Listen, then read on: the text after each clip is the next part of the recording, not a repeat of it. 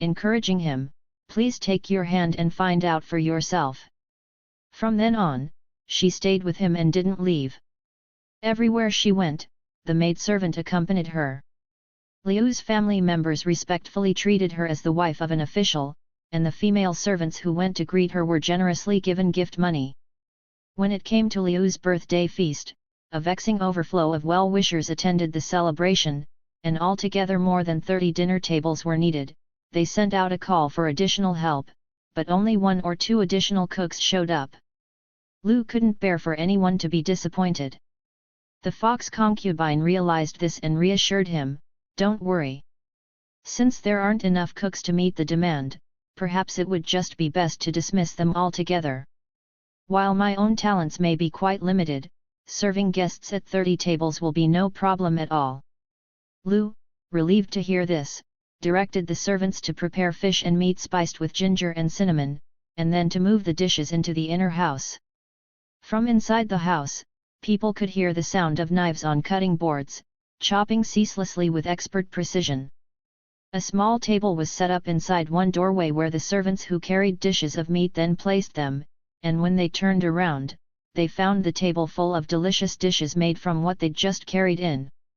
Over 10 servants kept carrying in raw materials and taking out skillfully prepared dishes without pause. Finally the kitchen crew went to ask for some noodle soup. They heard the concubine say, "The host didn't inform us in advance, so what can we do on such short notice?" She called for the crew to carry out the noodle soup. As everyone watched, over 30 steaming bowls appeared on the table. Once the guests had left, the fox concubine told Liu, "You need to offer some money as reimbursement for this noodle soup." Liu asked some of his servants to go directly to the family who'd made the soup. The people there had been unsettled by the disappearance of their noodle soup, but when Liu's servants arrived and explained the situation, the mystery was finally settled. One night, as they were enjoying some wine, Liu felt a nostalgic longing for Shandong spring wine. His fox concubine asked Liu to allow her to get some. Then she stepped through their gate and returned in a short while, saying, "There's a pot outside the gate, enough to supply you for several days." Liu took a look, and there was wine there indeed, a sizable jar of Shandong spring wine. When several days had passed, Liu's first wife dispatched 2 servants to go into Fenzhou, to serve Liu at his office.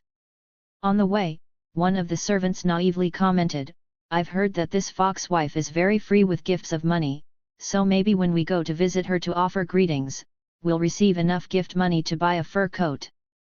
The fox wife was at the government office where Liu worked, and already knew all about this, so she turned to Liu and said, "Some men from your household are just about to arrive. One's a detestable, low-birth, impertinent slave, and I should give him some kind of punishment." The next day, as soon as the naive servant entered the city, he developed a splitting headache and came with his fellow into Liu's office, holding his head and howling in pain. The servants had figured that they needed to get the man some medicine. Liu laughed and said, "He doesn't need a cure, he just needs some time to recover." Liu's other servants were worried that the naive fellow might have offended Liu's wife.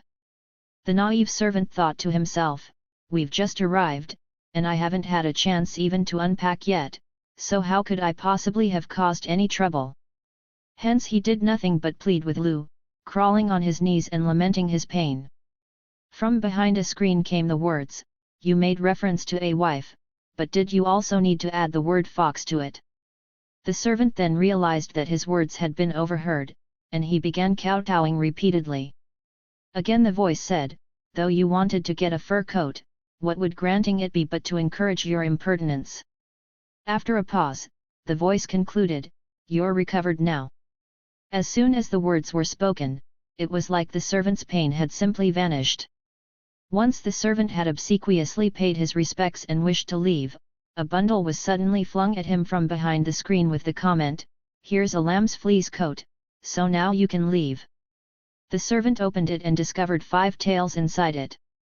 Liu asked for news about his household and the servant told him that everything was fine, except that one night a jar of special wine had disappeared. When they recalled the date that it vanished, it turned out to be the very night that the fox concubine had fetched the wine for him. The servants were afraid that she was a god and called her blessed immortal. Lu commissioned a small portrait of her. At that time, Zhang Daiyi, who was a commissioner of education, having heard of the fox concubine's extraordinary talents, paid Lu a friendly visit on the pretext that they came from the same hometown, and expressed his wish to meet her. The fox wife, however, refused the request. When Lu showed him her portrait, Zhang forcibly took it from him and left. When he got home, he hung it up beside a seat and did obeisance to it each morning and night, saying, "With your beauty, can anything you wish be impossible? Why choose old Lu? Wouldn't you rather be with me as your patron?" At the office, Liu's fox wife suddenly said to him, "I'm going to have to punish that impertinent Master Zhang for being so rude to me." One day, Zhang had just made his obeisance to the portrait when it was like someone had suddenly hit him in the forehead with an ink box, the injury causing him extreme pain. Terrified, he returned the portrait.